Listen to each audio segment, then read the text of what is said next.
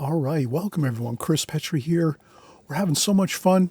We're creating a wonderful still life painting, and what we're doing is we're actually just going to key in on the process of creating a still life painting right from the beginning when you're doing your pencil drawing, choosing your paper, and also the different iterations of creating the pencil drawing, which we start out with a preliminary sketch, and then we go on top of the preliminary sketch with a contour drawing, pencil drawing. And then after that, we get ready, prepped, and we get our paints ready, and we start painting. And then we cover also the alla prima method of painting, which is an exclusive method that we use here on my channel. We also use the glazing technique of painting, and so those are the two main techniques I use. I also have my book. You can always check out my book on Amazon. It goes over both the glazing technique and the alla prima technique, and it has tons and tons, over 70 of my best paintings in my book. You can kind of go onto YouTube and actually check out my book and see all the pages in the book. So you'll see all the paintings in there and all the descriptions and everything like that. So great book to pick up if you're just starting watercolor, and if it's your first time here, great to have you. Glad you're painting along, having fun. If you're just watching, fantastic. Watching videos will help you learn tremendously the watercolor medium, because it's a lot going on at one time for this type of medium, the watercolor painting. So we're going to get into all the details that you need. Just again, a cursory glance of this type of painting style of the still life painting. We actually will get into other videos in the future, in the next coming months, where I'll go over much more in-depth processes and procedures that you'll use to create a full painting. Here we just cover most of everything, but we kind of abbreviated this video so it doesn't become a 3-hour video. We're going to try to keep it like an hour, hour and a half at most here on this one. But you can kind of see all of the processes that we go through to get this style painting completed. So I won't leave anything out. That's really important. And then some of the real finer details we'll get into in further videos. And if you do want to see more of the really nitty-gritty details of something like this on these type of paintings, just give me a shout out in the comment section below. Just type in, say, yeah, Chris, I'm looking forward to seeing some videos on the real, drill down on the real details of doing the full still life paintings, which would be completing everything. So here you can see, again, I didn't complete everything, but we did most of the meat and potatoes of this style painting. But again, if you like this type of style painting, the still lifes, flower bouquets, things like that, just give me a shout. Let me know you really like it. I'll do more videos, much more videos on this. And we also have tons of other content on my channel. I always mention that. I have everything watercolor, and we do boats, landscapes, seascapes, beach scenes, a little bit of figure work, paintings, portrait paintings, a little bit here and there, tiny bit of that. Lots of city scenes, beautiful country scenes, barns, all kinds of fun stuff, boats. Again, everything watercolor here. So enjoy this video. We're going to get started in just a second. All right, welcome everyone. Chris Petri here. Thanks so much for coming by. We're actually going to do a quick, kind of a cursory glance at doing some still life paintings, drawing and painting. And I think in the very near future, we'll do more of a drill down and take more time and maybe create a longer format video on this one, where we'll cover maybe the different items we're going to draw and paint on the still life. Maybe we'll practice each item individually, like let's say like a lime or a shorebird or an apple or a lemon or some flowers. Maybe we'll paint each one of those things first, draw and paint those things first, then once we're done doing that, then we'll go in and draw the whole thing together and then paint it. So, but this would just be a quick run through of what my particular process is for doing a still life painting like this. Here we have a table, a little patterned tablecloth there, some colorful stripes on there. Of course, a beautiful bouquet of flowers right in the center, and then we have some. My favorite things I like, the apples, lemons, lime. We have a pepper. I have a cappuccino cup. We have a shorebird. We have a mustard jar. And so we have a lot of good, interesting things going on this. I might put in a paintbrush there too, maybe an artist brush in the front here.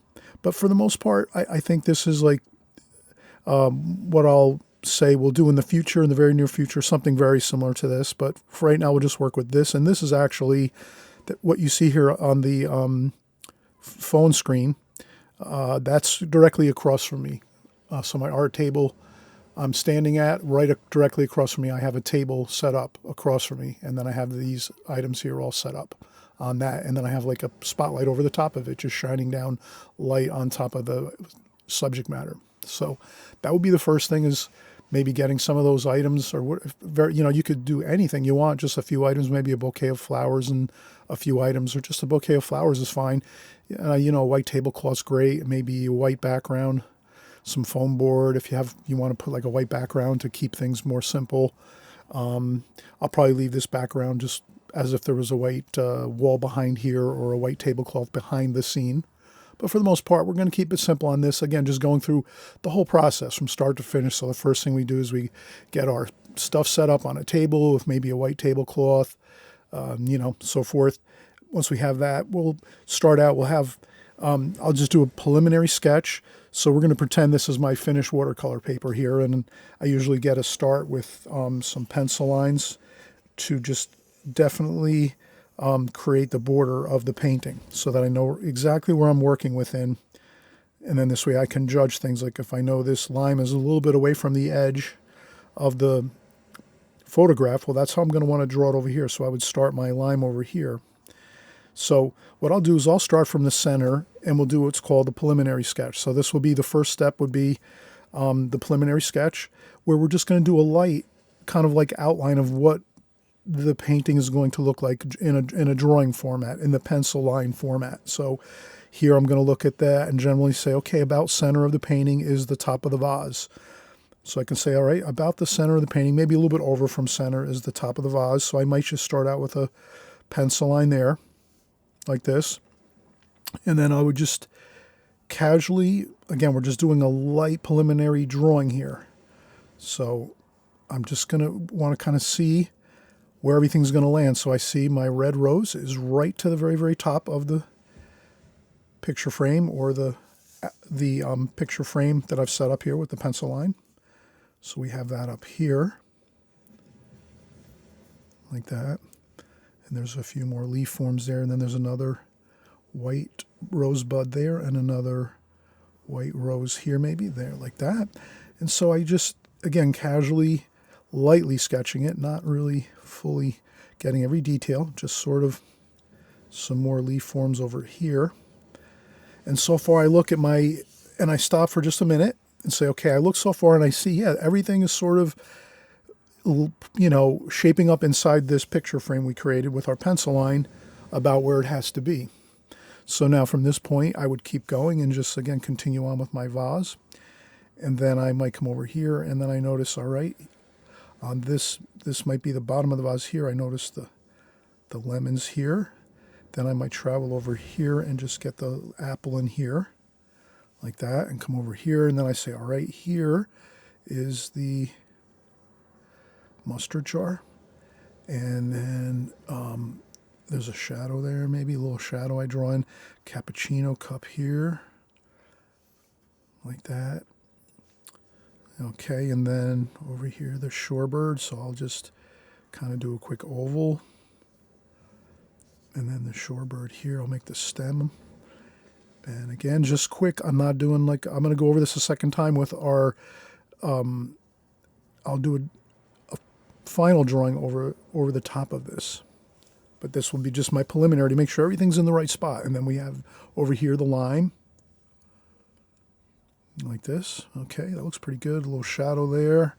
Then we come over here, and then I'll do my some nice tasty green pepper, like that, fresh green pepper. And there's a little shadow under the pepper, like so. And that's about it. Maybe I finish up the vase here, like so. So that's the only other thing I might do, is say, let me get some lines going for the back of the table. I might just make the back of the table like a straight line across, like this. That I think would be, I'm happy with a straight line, level line across. In the picture, you can see it maybe has a little bit of an angle.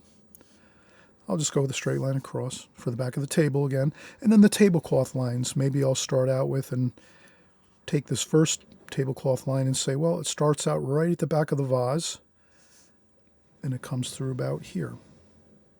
So then I'll just get that line in, and I'll make it wider at the foreground here, the very closest edge to us. And then over here there's another line that goes through where the pepper is here. And maybe you're not going to draw every single line that you see. Maybe you might just draw 3 or 4 of these, like that. And maybe another one here. The next one here would be right about here, like that. And then maybe one more over here, like that. So now as you can see, and I think I'll go with one more here, like that. That's really the first thing we can do. Get that preliminary sketch in, kind of get everything laid out, looking just the way you want it. And again, you don't have to get as detailed as this. You can leave the tablecloth just white tablecloth, not worry about the stripes on the table. There's some more lines here that come across, you know, so maybe I'll put those in here. And then there's another one across here. And so this would just be so that when I go in to do my final drawing next, I have those kind of established where they pretty much are. And I drew them pretty much parallel like this. I didn't angle them so much like this. So here in my photograph, you can see there's angles. You can do that too. But here I just wanted to keep it more simple. Keep the back of the table level across the painting, straight across. You can measure it if you want to have a ruler, and you can take a ruler and just, you know, you could always measure it and just say, okay, this is 3 inches. Come over here, 3 inches. So you can make marks, 3 inches here, 3 inches here, so that you know you have pretty much a straight line. You can get a longer ruler and go across and get more of a straight line. If you like more straighter lines, feel free, you know. I think when you draw a lot and you're practicing a lot of drawing, you're probably going to you'll probably draw a little more with freehand versus using rulers and things, but also use rulers. You know, whenever you think you might need to get I might need a better straight line here for my shorebird, so I'm going to do that. I'm going to get a straighter line for the stem, for the pedestal here, for the shorebird. So you're the artist, you're going to figure out kind of where you're going to have things, but this is basically the first part, the preliminary sketch. And then we could just preliminary sketch. And then what we'll do is we'll go over with a darker pencil line next. So I'll take a quick break, get a glass of water, and I'll be right back. And what we'll do is we'll go over with the final drawing, the pencil drawing, over the top of this. So this would be very, very light. Your first pencil drawing, the preliminary sketch, super light, and you're not concerned about accuracy so much, just kind of you want to get the overall where everything is within the picture frame, so that we don't end up with maybe a small tiny vase and little tiny fruits and, you know, cups and saucers and peppers. You know, if everything is kind of, we want to make sure we have everything filling up this entire space that we have. Our paper, this is an 8.5 by 11 printer paper actually that we're practicing on right here and going over the preliminary part of this drawing and painting. So again, we're going to be back in just a second and we'll do our final drawing over the top of our preliminary sketch. Okay, be right back in a second.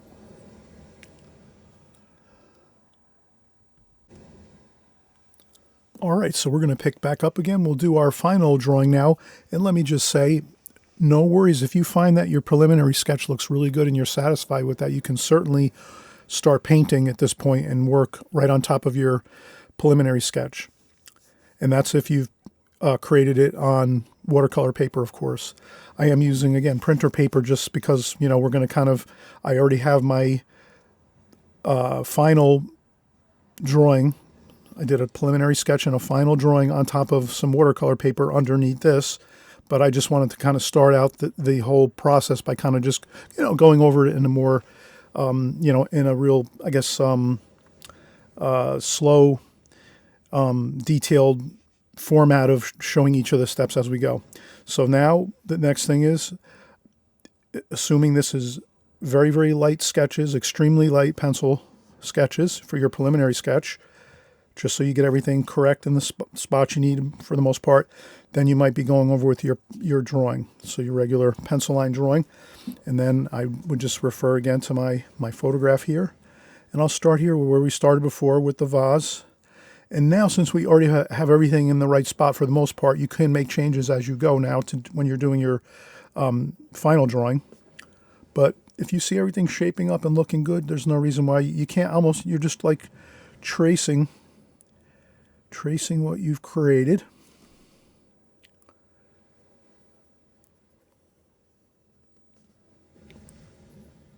Basically, you're contour drawing, which means you're not really drawing isolated items as you're going. You're kind of just continuing your drawing in your pencil lines from all of your items to the next, like this, and your shadow here. And I would usually tend to stay within, I would probably stay here on this area of the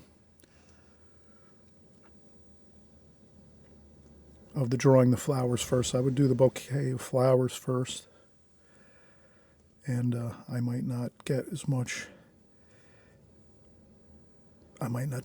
detail here within the flowers. And these are red. This is a red rose up here, like so. There might be a little bit of detail there. There's some green leaf forms in here, a stem. I would leave white paper showing through the center of your bouquet of your flowers. I wouldn't try to, when you're painting, I wouldn't fill in everything. So we have a bud here and some more leaf forms. But again, I'm just working through doing my contour drawing. And that's just trying to get the details as we go.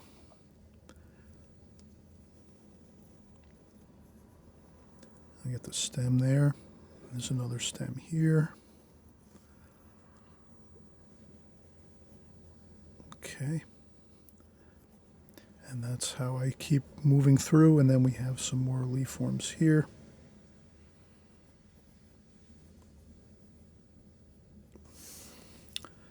And there might be a leaf form I add. You can add some leaf forms if you want to as you're drawing. If you see something you want to add in, that's fine. Or if you want to leave something out, that's fine as well.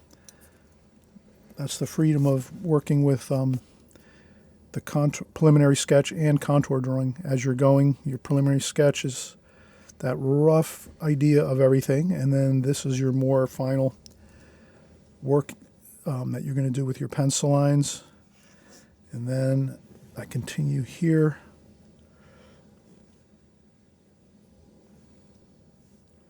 Then I'll come over here.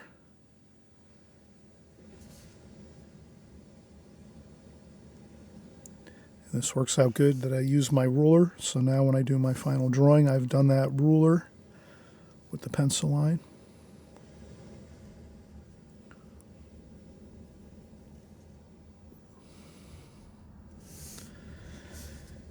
I'll come over here. We'll do the line, the shadow. I can do some of the line like that, the patterns on the white tablecloth, and I can just go straight back like this. I can maybe pick up my line back here at the back, and the same over here. But for the most part, I like to keep that flow going, which is the fun of contour drawing. You're sort of taking a trip through your painting, following the lighter preliminary sketch first that you created, and this way you can kind of move a little bit faster and with more of a tempo and a rhythm, and that translates into like a really beautiful drawing and eventually a painting too as well when you create the painting over top of the lines. And so this kind of a method, the two-part two-part method of preliminary sketch and contour drawing, final contour drawing, is you sort of avoid focusing on one spot for too long, or erasing and kind of getting hung up on maybe an angle that's not just perfect. Like, don't worry about it. Get in there. And once you have this, again, the preliminary sketch in and everything looks good, and you can make adjustments to your preliminary sketch if you want before you go in and do this final contour drawing. And then you're even more secure, so that when you are going in for your final drawing like we're doing right now, you are all set. You just basically are using what you drew first in your preliminary sketch as a guide, so that you can move your pencil and just keep moving on through everything as you're going.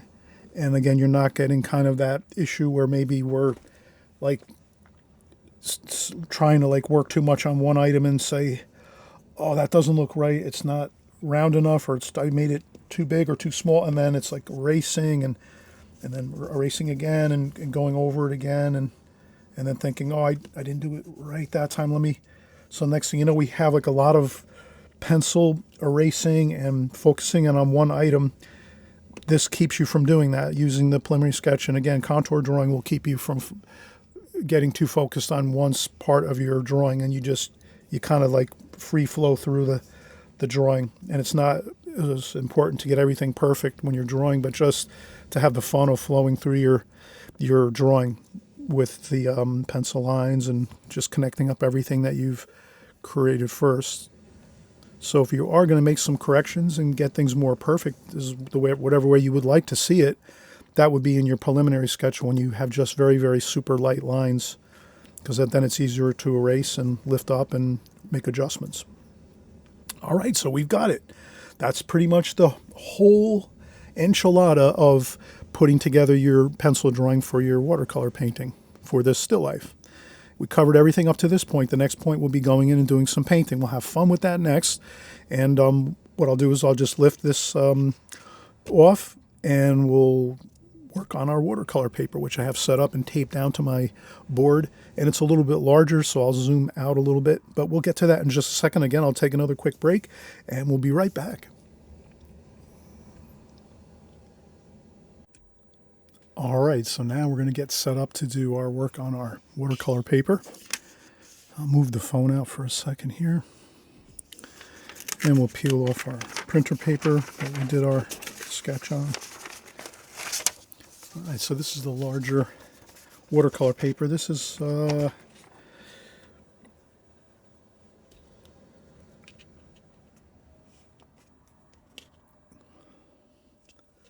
about a 15 by 15 or 16 by 16 paper.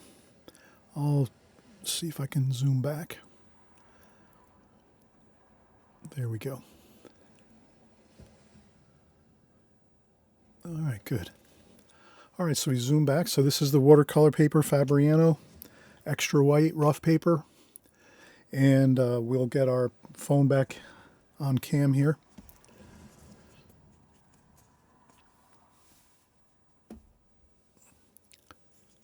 I'll try to set it up so it's like so. And you can see we did the same exact thing. I did a preliminary sketch first, and then I went over with that darker pencil line on this. And this is the final drawing, the contour drawing. And next, just have our palette, our standard palette we always use, the Schmincke palette. I'll put it over here maybe, like this. That should be fine. And again, we're just going to do a quick, I'm not going to really drill down on every bit of time-consuming thing that I would normally do. I'm going to try to just get an overall idea here as we go. I might just do a little bit of painting and not like create the whole painting itself, but just kind of talk about how I go about doing the painting. And again, this was a video here. My main goal was to sort of go through each of the bits of process that I go through for my still life paintings. And then, again, in the very near future, we will do a full comprehensive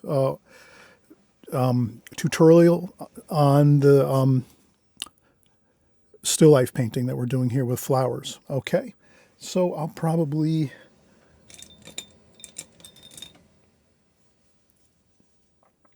Okay, so I have a brush here. I have to find some water. I have a spritzer bottle here.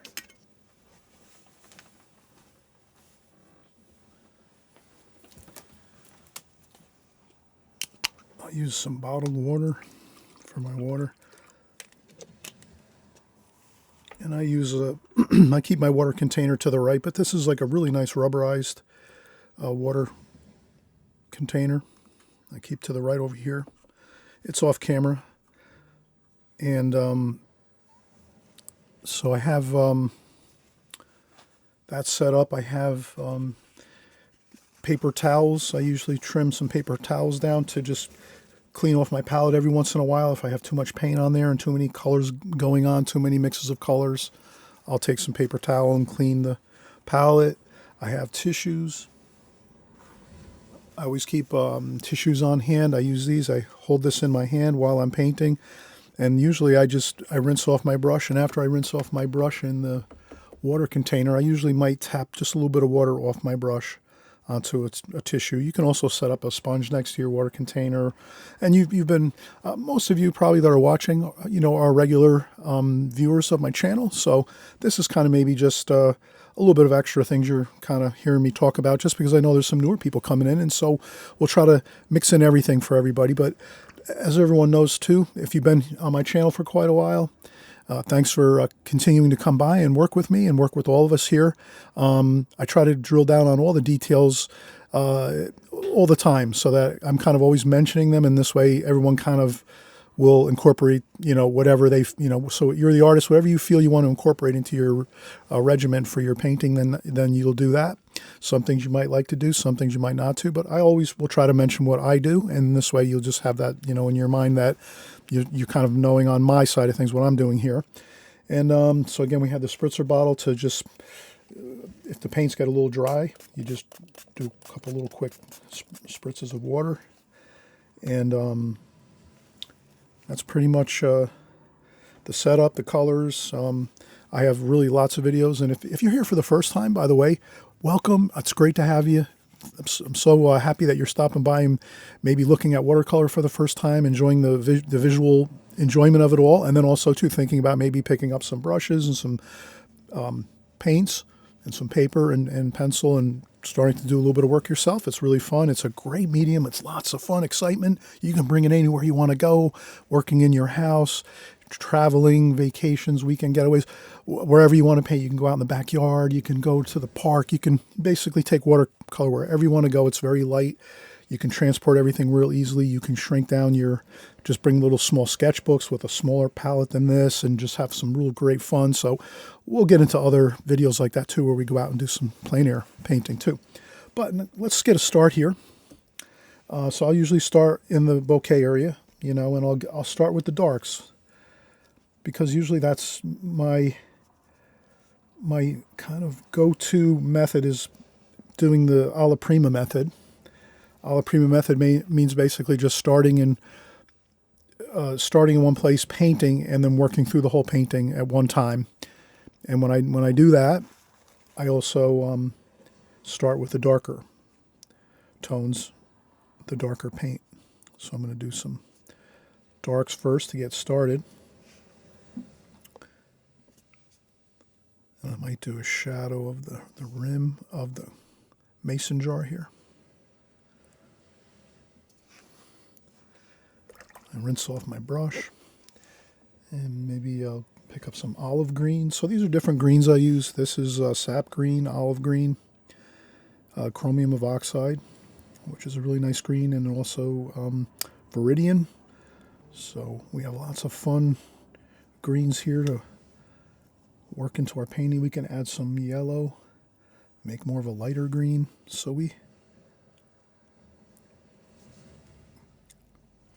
And although I am starting with the darks first, I will, work some of the lights too at the same time.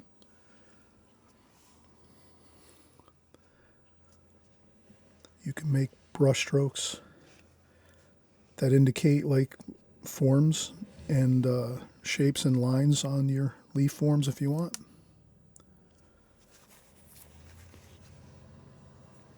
Maybe a little bit of a darker green here. So I mix in some burnt umber, French ultramarine blue, burnt sienna, maybe a little bit of cerulean blue, and then add in some sap green, some viridian green, and then again we have some really nice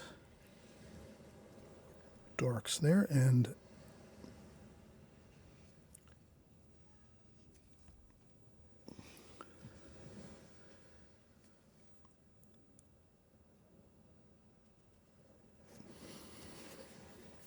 so I'll look at my bouquet and kind of see where the darks that I'm looking at where they are. And I'll just try to place the paint. So I get the paint onto the palette. And you can see the paint in my palette is basically straight paint out of the tube. And then just put into the palette so that I can see the colors that I'm using, the selections. But I'm not putting a ton of water in there. You can see there's not big puddles. Like, you're obviously not seeing a lot of this type of thing, where there's all that puddles of water. I'm not doing that at all, especially when we're doing alla prima style painting, which we're doing now, and we're creating the darker darks. So usually when you're creating darks in your painting, that's usually almost straight paint a lot of times. Like, you're using a lot of paint and just a little bit of water. Then when you start getting into some areas where you want some lighter lights, you add a little more water to your mixes and to your colors. But that's kind of one of the main keys that I always try to emphasize, is trying to have the water ratio with your paint mixture just right. So for the different parts of the painting that you're creating. So here we'll paint around our white flower, our white rose there. And when we paint around it with some greens, it'll appear. We'll make some shapes around it. That might be the stem area, like that.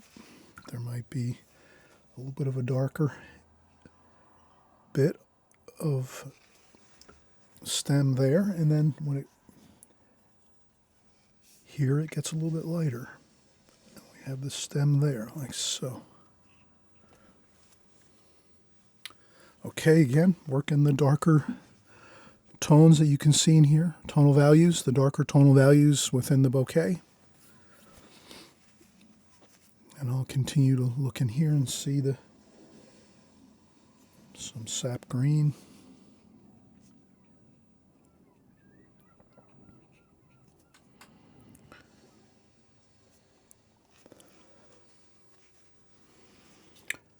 And maybe I'll go with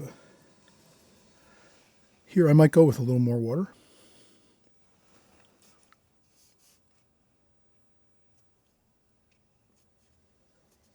Go with a little bit of a lighter leaf form there, as well as here. And then maybe take a little bit of the darks, maybe a little bit of blue mixed in there, French ultramarine blue, a little bit of cerulean blue, and then the green, of course, maybe some viridian mixed in there. And we'll get a little bit of the shadowy green in there. It might be a little darker. Some light and shadow working in here.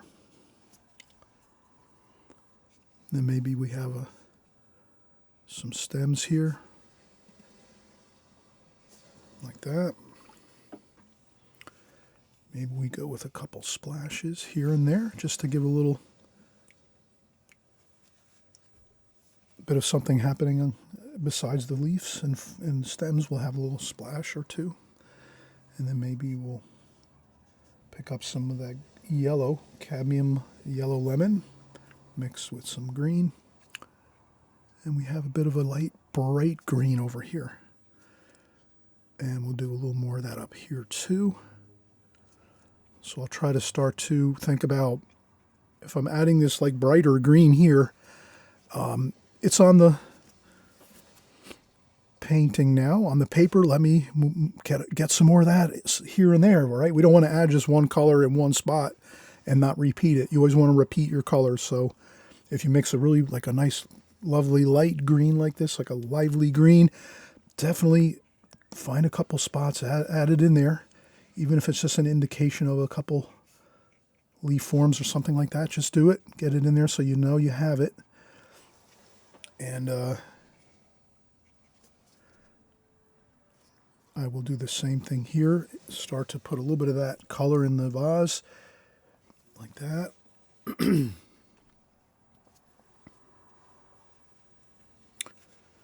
And we're coming along really nicely. I think we'll take another quick break. We've done quite a bit of painting now. We've got a lot of good darks here for our dark leaf forms and some of our bright leaf forms too as well. We have some bright leaf forms out in the light. There's some light and shadow, mostly coming from here across.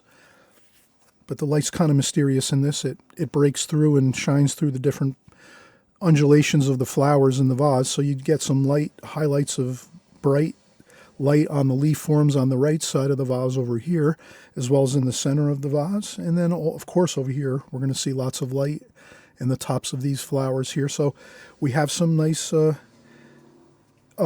darks to start out the painting. Again, we're talking about the technique of the doing alla prima technique, painting everything at one time and starting out with the darker shapes and colors first.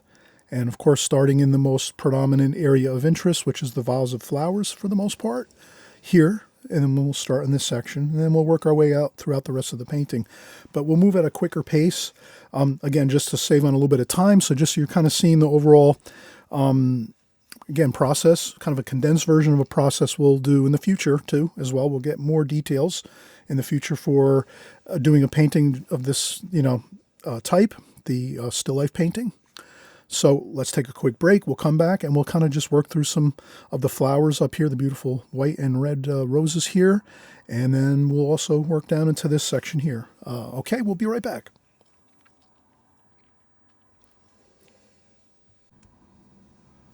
All right, so now we're just going to pick back up again and let's give a spritz to our paint. Sometimes our paint needs a little bit of a spritz here just to... It dries a little bit sometimes. The top layer of the paint dries a little bit when it's sitting for a little while. And I did take about a half an hour break for lunch. So it did dry a little bit. So we have that, a little bit of water. Maybe I'll just do a quick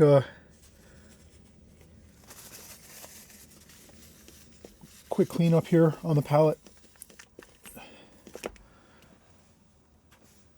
And let's see,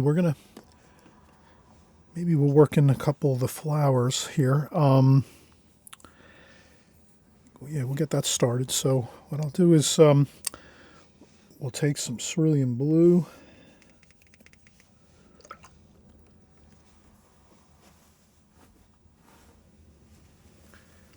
And I like to take a paper towel or tissue and just hold it in my hand. And then when I rinse off my brush over on the right here, I just tap off a little bit of water. And this way I have not too much water flooding into the palette. And some French ultramarine blue.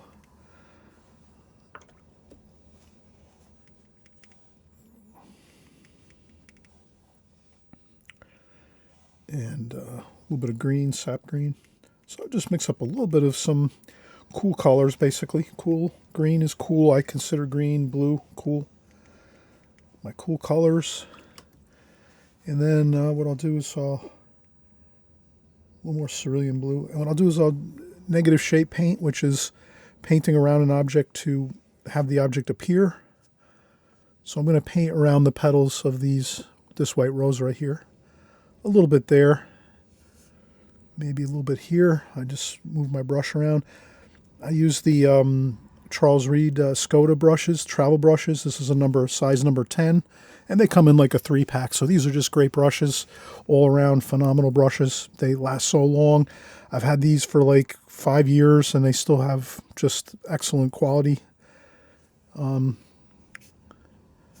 I like to use these a lot, the travel brushes here. And I'll do a little splashing here just to have a little bit of the color maybe work out into the background a little bit like that. So now I'm starting to get a bit of a shape for the flowers here. And then there's some green over here too. There's a green leaf form. So we'll go back again and maybe mix up some green up here. Maybe I'll mix in sap green, French ultramarine blue, a little bit of that darker color there with some burnt sienna mixed in there. Or some, yeah, burnt sienna, actually. Burnt sienna. Maybe I'll get a little bit of that.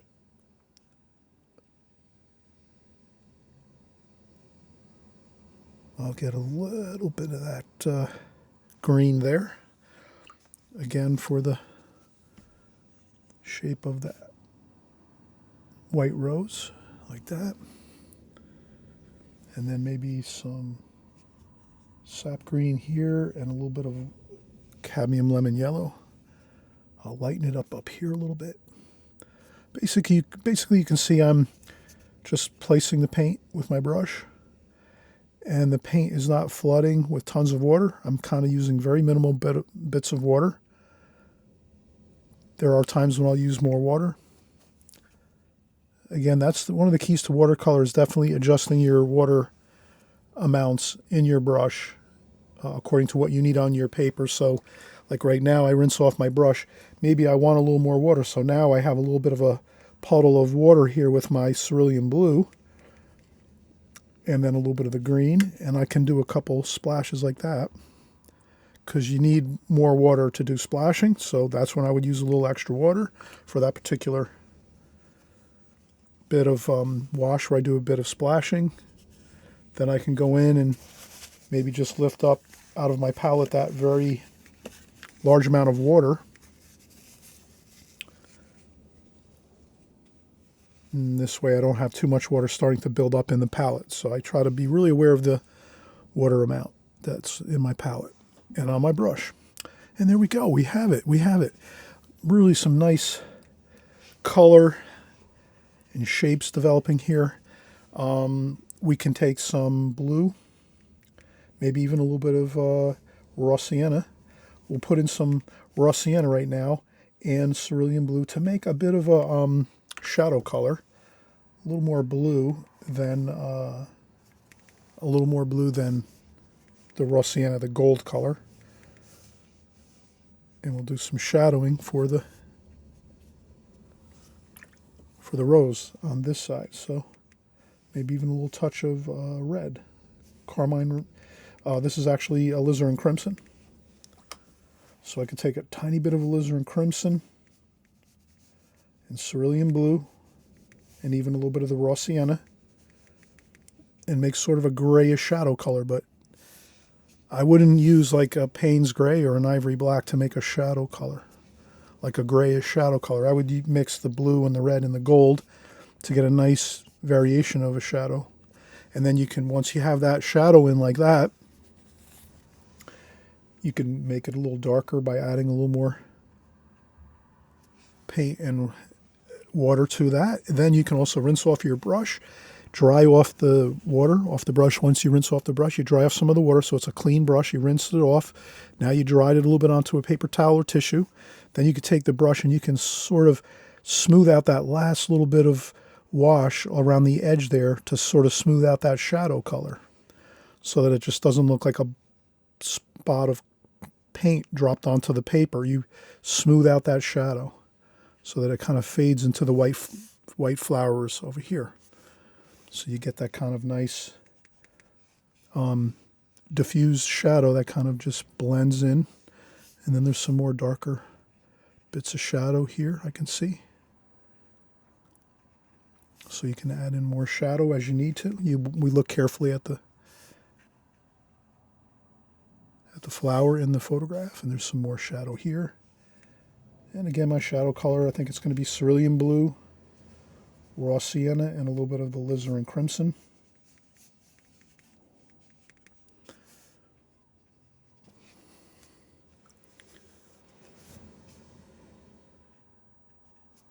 And there's a little bit over here too, like this.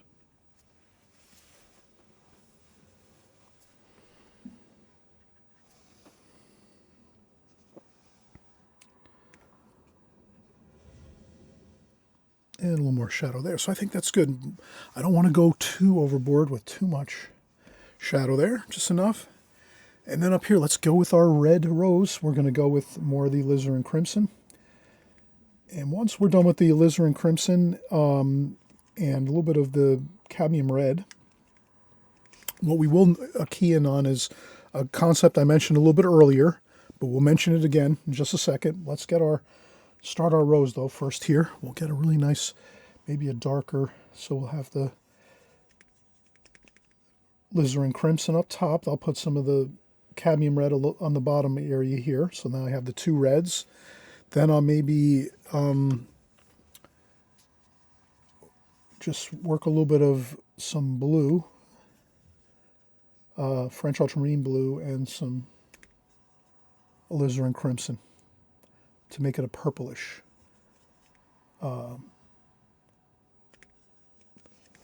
darker bit of color for the underside and the shadow side of the rose. So let's get some of the bright.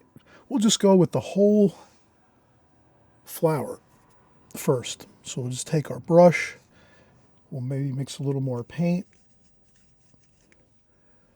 And we'll just try to get the whole flower, the beautiful red rose here. Look at this all kind of started here. I'll try to see if I can see a couple of areas where there might be some bright light, and there is. I can see some bright light within the rose.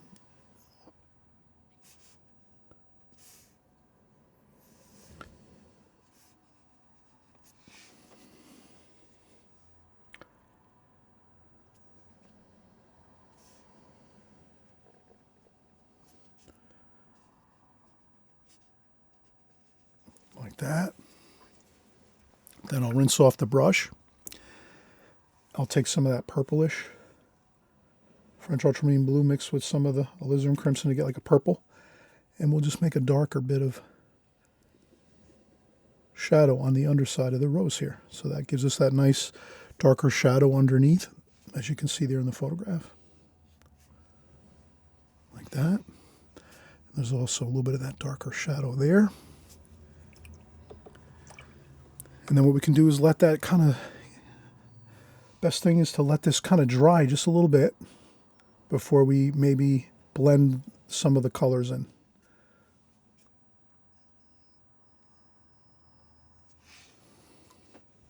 But it is looking pretty good.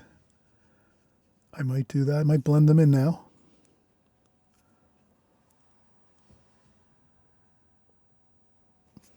Okay, that's good.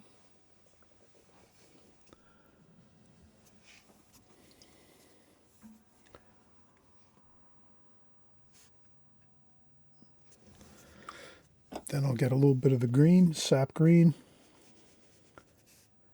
French ultramarine blue, I want to make a nice dark green. French ultramarine blue, sap green, a little bit of burnt sienna. And I'm going to do a little bit of the under side here of the rose. And then maybe pick up a little bit of that dark down here too. Like that. Okay, that's pretty good. All right, so what I wanted to mention before was what I'll do right now is I'll change out my water.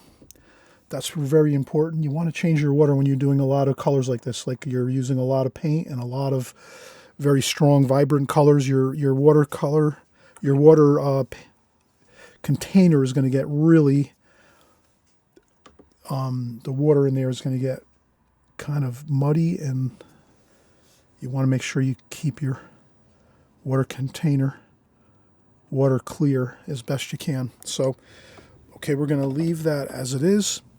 Maybe we're going to do a little bit of a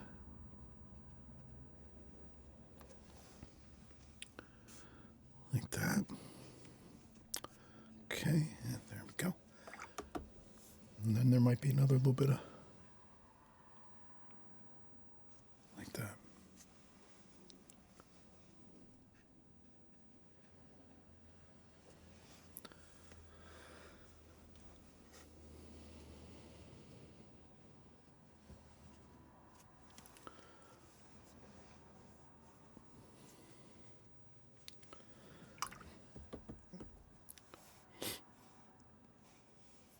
Okay, and then maybe we'll do the same thing up here. Maybe we'll just do a little bit of some blue, cerulean blue, and just make a little bit of a transition so that it's not just all white paper. We have a little bit of that transition there, a little bit of that grayish mix we had. Okay, just like that.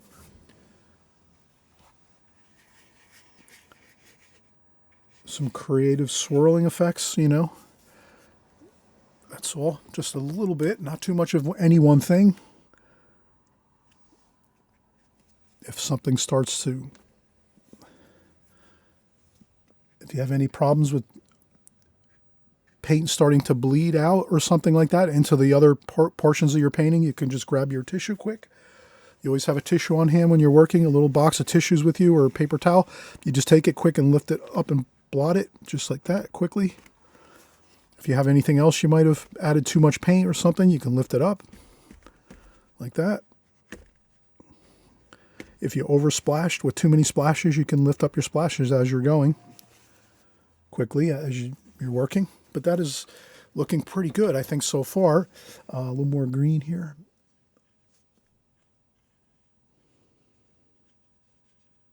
Like that. All right, so what we're going to do now is take a quick break.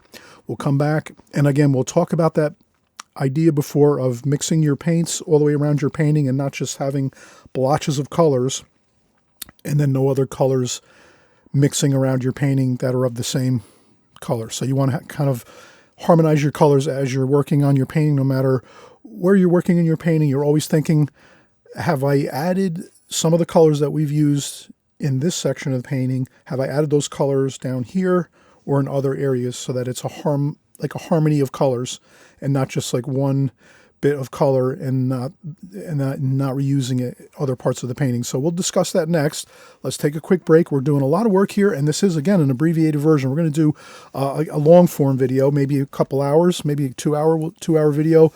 We're going to cover more of the details of going all the way through this and completing a full painting.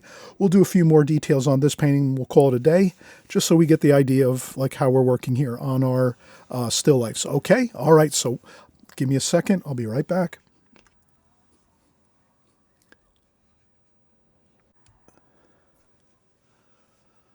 All right, so we're back, and we're going to actually, again, just touch on this one idea of, since we're working in this painting, you can kind of see we have a red rose here, but we do have a red apple here. So right away we can say, we know this red rose is here, we're going to be painting a red apple here, so that will be a nice harmony. You'll have that. Background colors here that we're using, a little bit of background splashing and swirling of a little bit of light, very, very light wash. Very, very light wash. Again, you need to have very clean water in your water container when you do these light background washes on your paper so that they don't get muddy and all of a sudden you have really dark splotches of colors on the white paper that you have. You want to preserve your white paper as much as possible and use it to your advantage of having a nice bright bit of white paper to be a backdrop for your exciting colors that you're putting on your paper. So again, we're going to have the apple here. That's going to look good, but we don't have any red over here really so much in our subject matter. We have we have a green lime and a green pepper, and we have a shorebird and cappuccino cup and a mustard jar, lemon. So we have the stripes of the tablecloth, the table linen. So you could use the stripes in your table linen to actually take any colors that you have in your painting up here and then repeat them down here in the tablecloth area. So you'll actually have that advantage of, if you have something like that, some, patterns on your tablecloth, let's say, you can just take those same colors again up here and put some of them into the stripes or design of your tablecloth, and then you have your colors repeating down here. Right now, it looks like, just if we were to say, looking at this, we do have some red here. That's a red stripe going across here. It's like a orangey red, so that would be perfect. So we'd have a red stripe coming across here. I didn't draw it in on this original, but I'll add it in right now. So I'll take that red stripe, which happens to be right below the apple. So I'll go across here, and I'll just do it kind of freehand, like so.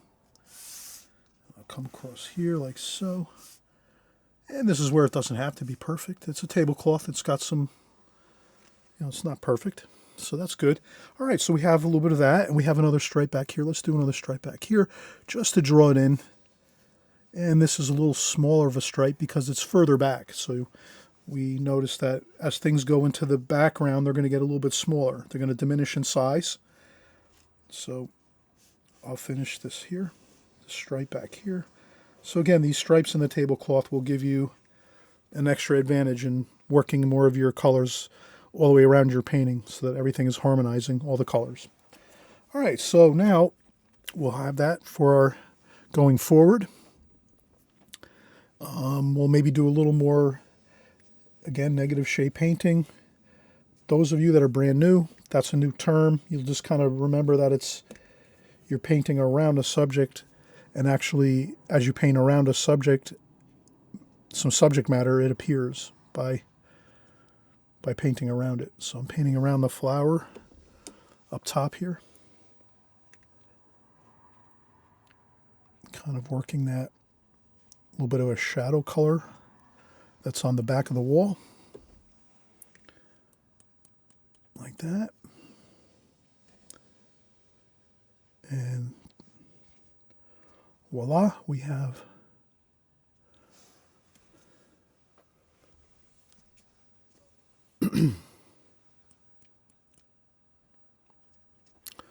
okay, that's good. We could add a little bit of that wash there. And then we'll take some green, sap green here, a little bit of French ultramarine blue, a little bit of burnt sienna, and we'll put a couple of leaf forms here. And again, I'm going to do these kind of quickly. We're going to move a little quicker now. I'll try to just go at a faster pace, just so we can get through, again, the preliminary workings of our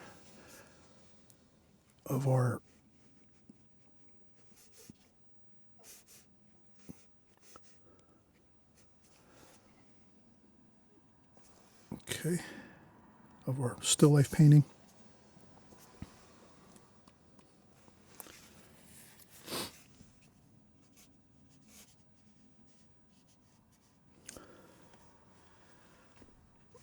And I think that's pretty good.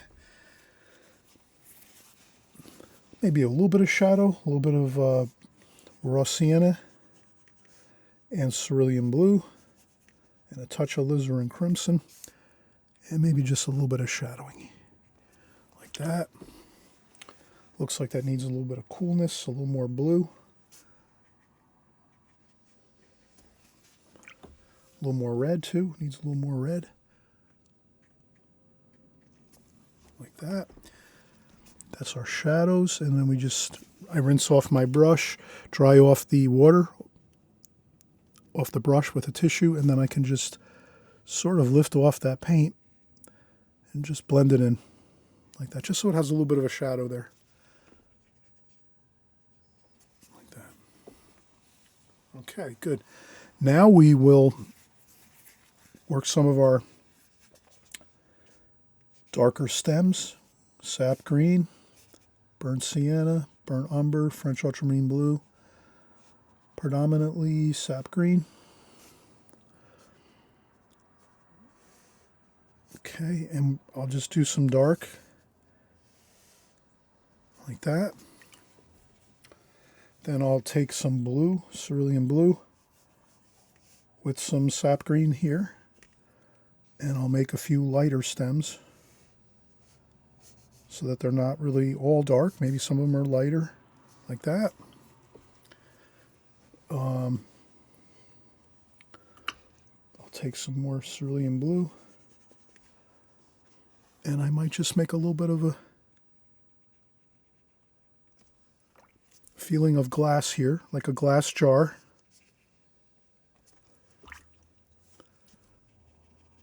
I'll go across in some places.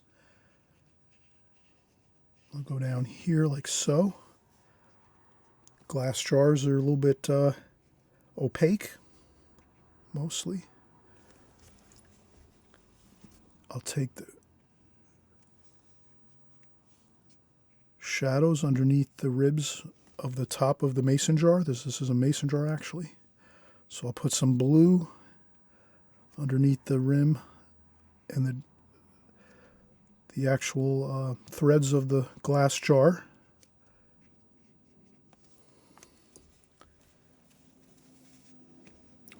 And then you can go back in and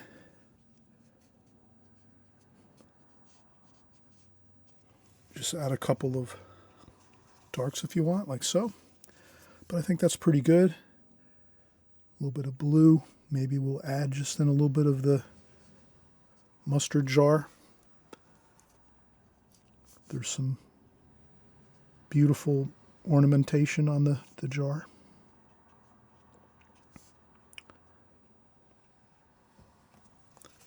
I'll just add that on there with some raw sienna in there. Another opportunity here to add some different colors. Some red too. We'll put in some red and yellow into the colors there. Like that. And I'll just leave it at that. I don't want to go too much detail. If I try to do exactly what I see there, it's going to be too much detail and I'll get, bogged down with trying to do too much of that detail. So better off that I kind of get some of the detail on here, not all of it, just a little bit of it. And that's all I would need, like that. And that's pretty much good. And then again, I can just take some of the blue, gold, and a little bit of the red, alizarin crimson. I can make a bit of a shadow here on the cappuccino cup, like that. That's in shadow.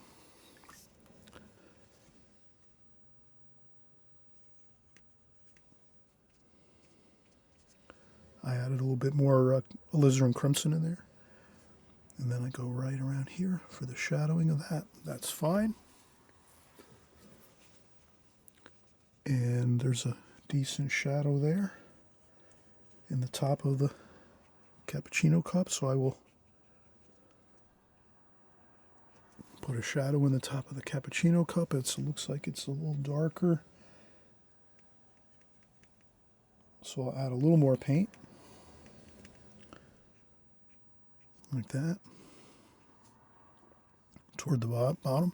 That looks good. And again, for simplicity, we're going to just kind of add a few more things. Let's do the red apple. Let's have a fun time here. I'll finish up going a little bit faster now. I hope you don't mind. I'll add some green to that red that we mixed. And I'll start out my apple with that. Kind of like a bit of a, it looks like a dull red, but we're going to add some of that really nice alizarin crimson in there. A little bit of the blue for shadow under here, like that. And then some cadmium red.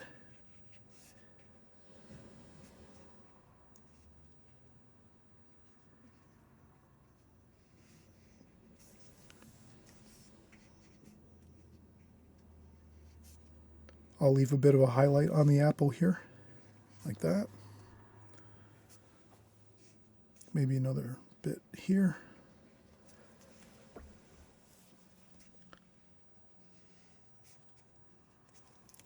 I'll get a raw sienna and cerulean blue, and I'll try to do a shadow right away for the apple, like this. I want to infuse that all right underneath the apple at one time so that it all kind of blends in. You could take a bit of a tissue and do a little bit of reflected light if you want. That's just simply taking a tissue and kind of rolling it up into like a smaller bit like a small bunch like that, like a bunch like that.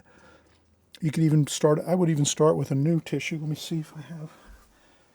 So what I'll do is I'll take the tissue and I'll just kind of fold it up like this.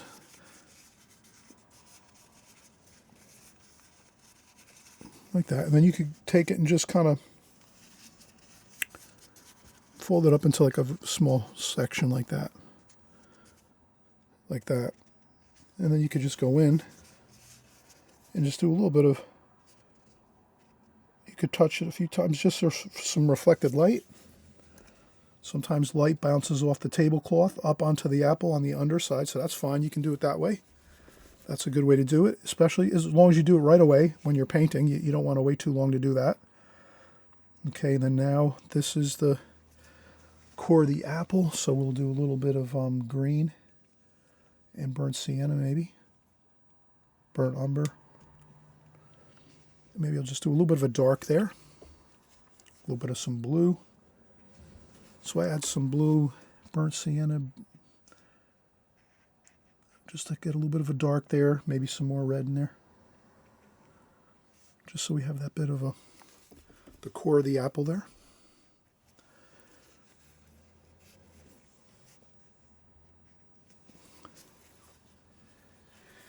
And from this point, we'll just do a quick, let's do the lemon. We'll take the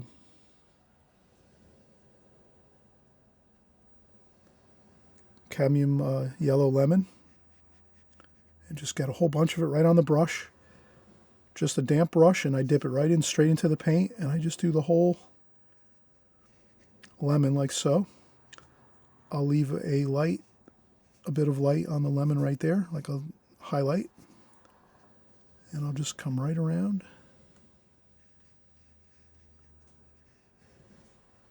Like so.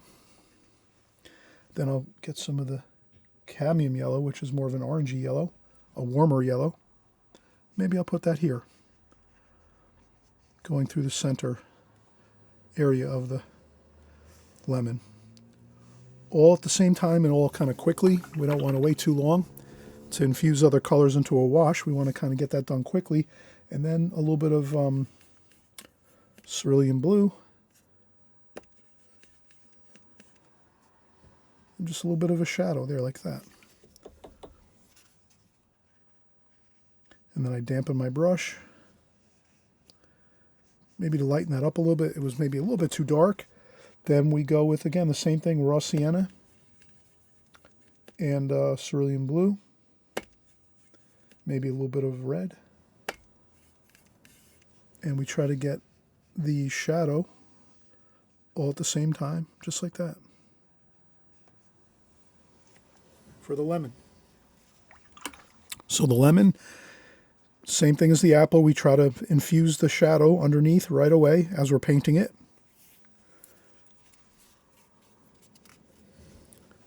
I might go with raw sienna. And I'll just get a little bit of some shadowing here in the mustard jar.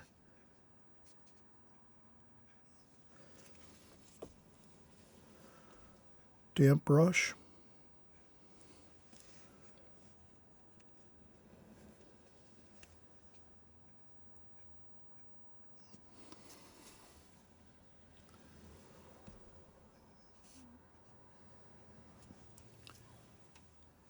Looks pretty good. And let's do one more. Let's paint the lime. So we're going to take green, sap green straight out of the palette. Not much water at all, just a damp brush. That's all the water you would need. Add a little bit of the, tiny bit of the French ultramarine blue. And let's get our lime going here. I'll do the same thing. I will leave a highlight on the lime. There. I'm going a little quicker than I might normally paint.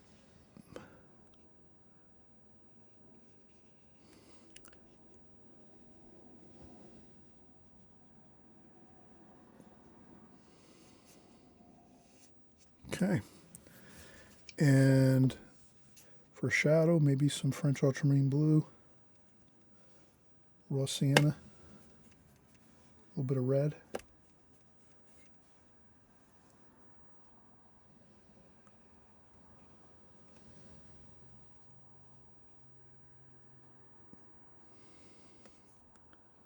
Like that.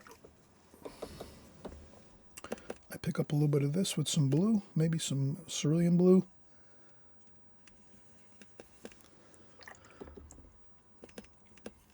A little bit of extra water and a couple of splashes over here on this side. Like that. All right, now you kind of get the feel for the process of, we did the drawing, we created the preliminary sketch, the contour drawing, the darker drawing over the top, pencil drawing. Once we had that done, then we were kind of just getting in and noticing that we're doing the alla prima method. We're painting everything at one time. And then we were starting out with the darker paint, the darker tonal values of the darker colors to start out with our leaf forms in our bouquet. We started at the bouquet because we find that the bouquet is kind of like the main focal point of the painting, although we like to have our eye move around the painting and find all these other interesting things in our painting too as well. So we wouldn't want it just to be, or it could be just a flower bouquet that you paint. That's fine too. But we like to, maybe we're going to just kind of go a little extra and put some more interesting objects into our composition here. So then we just talked about how, you know, we want to harmonize those colors if we can. So for harmonizing colors, certainly we can come across here and put the tablecloth with a little bit of that red. And then as you can see,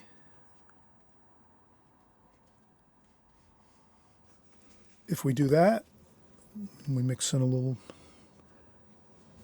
other colors in there too. It doesn't have to all. We could have some, a good idea would be to put some gold in there too.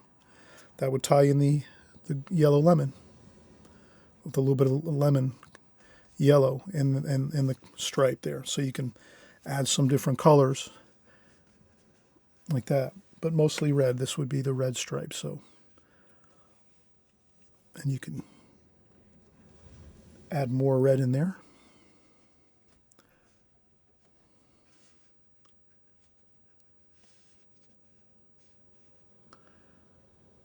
Okay, so,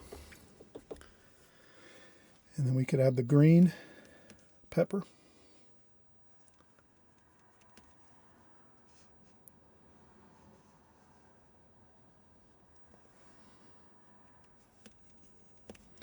A little bit of French ultramarine blue for the bottom of the pepper. Looks like this would be the darker part of the pepper too as well.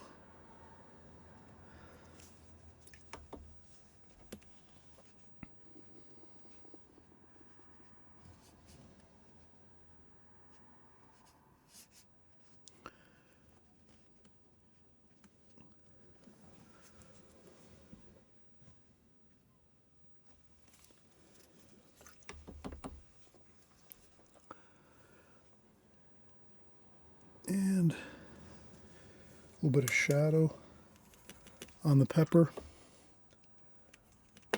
Red, blue, gold.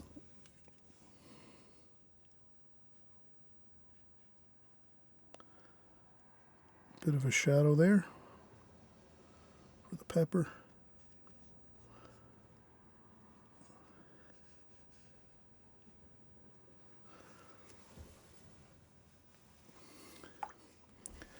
And then we can do a bit of our shorebird. We can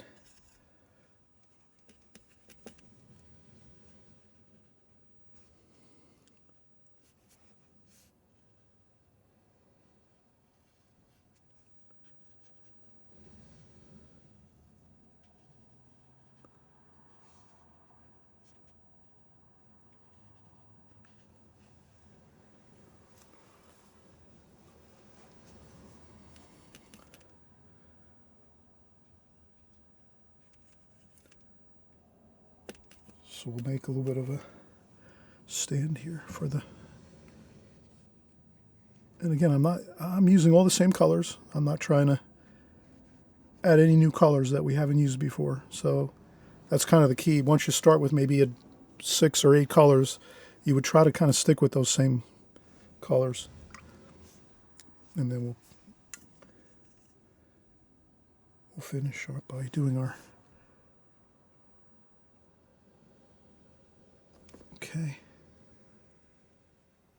You can always find different ways to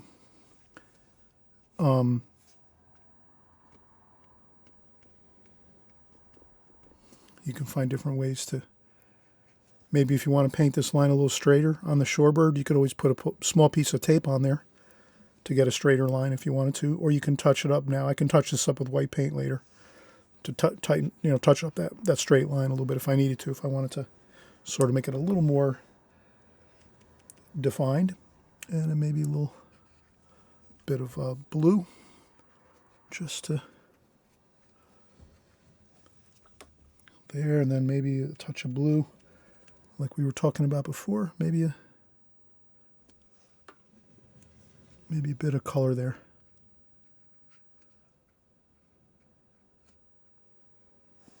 Negative shape painting. I paint around the cappuccino handle, and then the cappuccino handle appears. I paint around the pedestal for this shorebird, and it appears. And then we can just pretend that this is actually a shadow going across here. That might be from the flowers across the painting. So across the tablecloth, I should say. All right, so that is really maybe a little bit of shadow on the right there. A little bit of shadow on our mustard jar here, like so.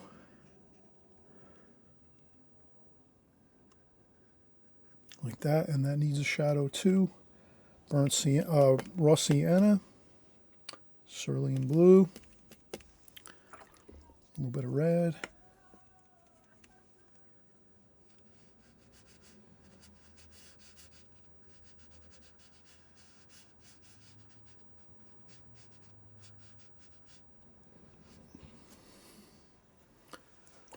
Rinse off the brush, dry off a little bit of the paint. Smooth out the wash there.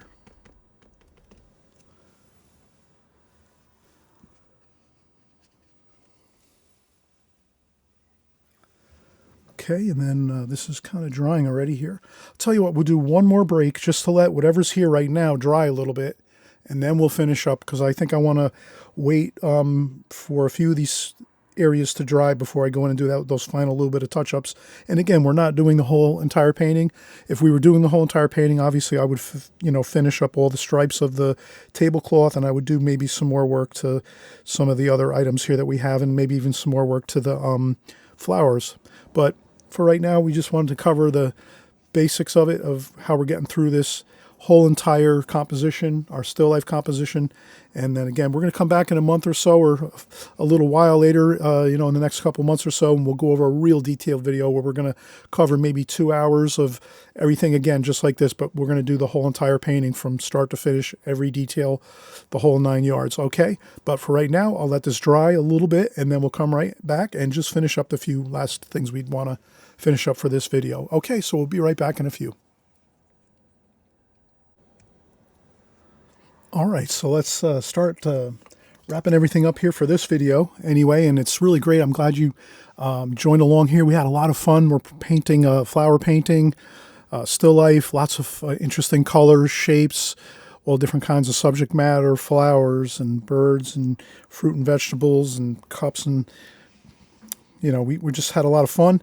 We're going to just finish up. I'll do a few things here just to kind of get everything 75% complete anyway. So I'll take a smaller brush now. Sometimes when you have smaller details, you'll have to use a smaller brush. So I'll just get the beak of the bird here, the shorebird. I'll use a smaller brush for that.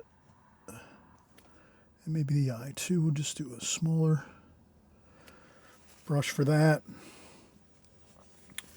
And we'll do a little bit of the wing, maybe the darker part of the wing here. We'll do the wing here like so. So we'll do a little bit of the wing of the bird, shorebird here like that.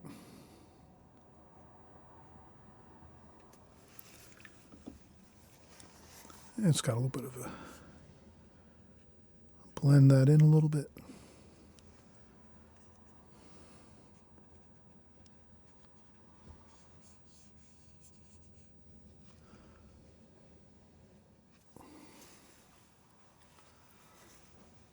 Maybe a little bit of shadow here.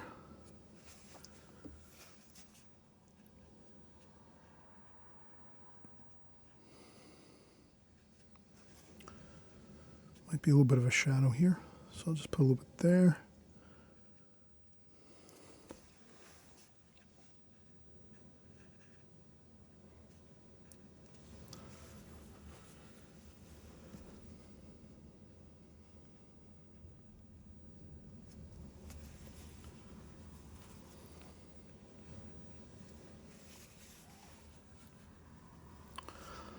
All right, and then again, smaller brush.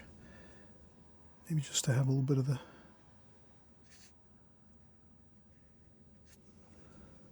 a shadow there.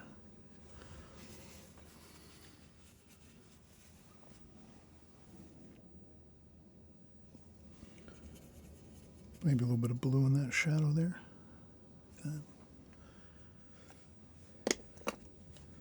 And there's probably a bit of a shadow here.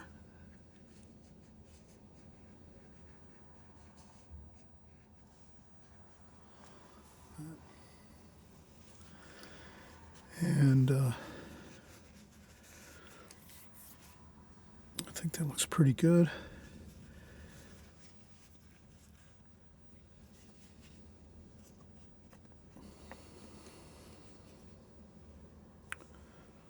I thought maybe a little bit of blue, brown, almost like a French ultramarine blue and burnt umber. That's close to a black, very close to the black dark, very, very dark. And we'll do a little bit of the wire on the mason jar. Maybe just a little bit of a...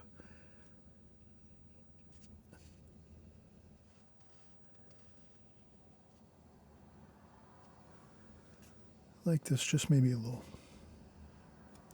Like that. And...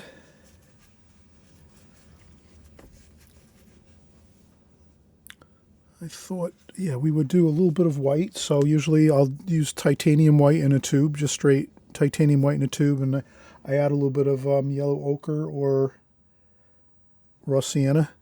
And I just put a little bit of that raw sienna or yellow ochre on the top of the tube of the paint. That just makes the paint a little bit warmer, like in color, versus just the stark white of the tube paint without any kind of tint in it. And then for that, we can just... again, if you have any areas that you might need to touch up with a little bit of white paint, you can just do that. If you found there's a few spots you want to touch up a little bit.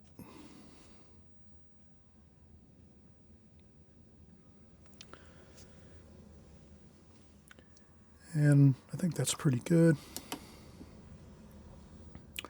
I will also... we'll do the stem here. Sometimes we'll... a little bit of green, burnt umber green, a little bit of blue. I'll just maybe create the stem here for the apple.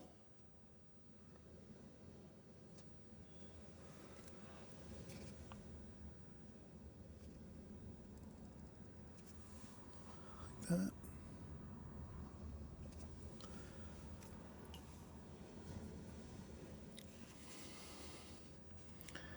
You can blend in a little bit of the yellow. If you find one of your highlights is too large in shape or size or something, you can always just blend in a little bit of the you take a damp brush, dry off a little bit of the water, and then just with a damp brush you can soften up some of those bright lights to tone them down just a little bit if you want.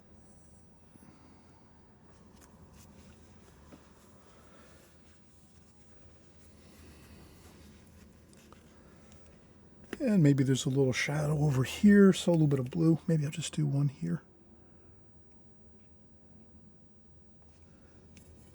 I'll just use the kind of the bluish green under here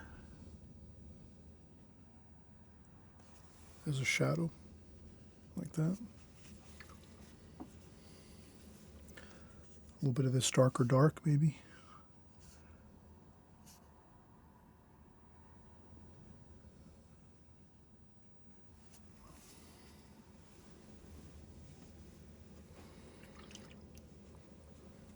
And I think that's it. All right, so we had a really, again, a fun time. Let's get back in a couple months or so. We will do another, like, really comprehensive video on still life paintings. But I hope this covers the real, meat and potatoes of what we do, how we do it, the progressions of going through the whole entire composition from start to finish. So we did everything from A to Z, finishing touches right now. We just put in. So this is pretty much everything. And then again, we can spend a little more time finishing out some of the other areas that we didn't on this painting. But this gives you plenty of ideas to kind of like formulate in your mind of how you're going to go about doing a still life, basically the basic format of it all from start to finish. So thank you so much for, again, coming by. I just wanted to mention quick at the end of the video here, if you haven't subscribed, please subscribe, especially if you're brand new. Don't miss a thing. Stick with us here. We work every week after week, month after month, year after year, creating new videos on YouTube. And as well, I cover lots of other types of subject matter, everything watercolor. So we'll do landscapes, seascapes, boat paintings, still life paintings like this. We'll do a little tiny bit of portrait painting once in a while, figures. We do pretty much everything street scenes. So anything you like, watercolor, we're going to cover all the basic classic watercolor paintings that you could ever imagine on my channel on a constant basis. Again, all of the time we're getting together every week. And also, too, I have hundreds of paintings and videos on my YouTube channel in my archives. So if you ever want to check out my archives, you'll notice that there's hundreds of paintings. There's probably 50 flower painting videos, 50 landscape videos, 50 seascape videos, boat paintings, everything, and lots of videos. So you can go back and also brush up on some of the other stuff that I've done in the past, which I basically do the same thing all of the time. I cover as much detail as I can in my videos, so you don't have to be scratching your head and wondering what to do. I'll cover all of it, and then we'll also demonstrate it and get it done here. Okay, so we'll see you on the next video. Great to paint with you. See you soon. Bye-bye.